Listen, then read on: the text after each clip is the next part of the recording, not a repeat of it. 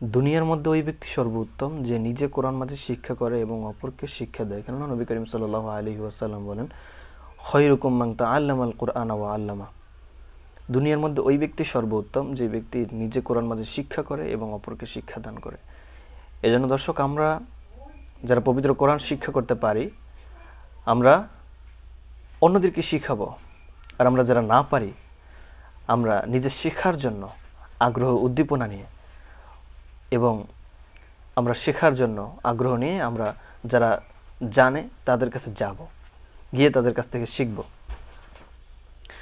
আপনি যদি ইলম তলব করা অবস্থায় যদি মৃত্যুবরণ করেন, নবী করিম সাল্লাল্লাহু আলাইহি ওয়াসাল্লাম বলেন, ওই ব্যক্তি শহীদি মৃত্যু অর্থাৎ শহীদি মর্তবা পাবে। অর্থাৎ আপনার মৃত্যুটা হবে শহীদি মৃত্যু। শহীদ কারা? শহীদ কাহাকে বলা হয়?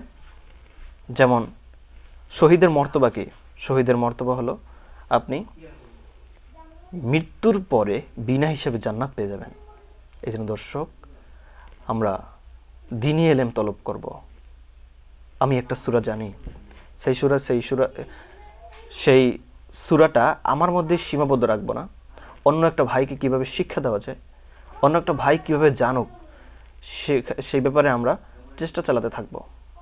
আমরা যদি এটা করতে পারি, নবী করিম সাল্লাল্লাহু আলাইহি ওয়াসাল্লাম বলেন, নবী করিম সাল্লাল্লাহু আলাইহি ওয়াসাল্লামের কথা অনুযায়ী আপনি শ্রেষ্ঠ মানুষ হয়ে যাবেন। শেখানো।